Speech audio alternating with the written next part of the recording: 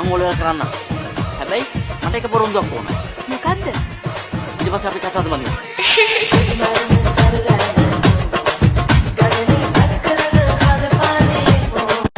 මේ පිස්සුද කියලා අහන්න එපා. පිස්සු නැත්තම් මෙහෙම හැසිරෙන්නේ නෑනේ මං.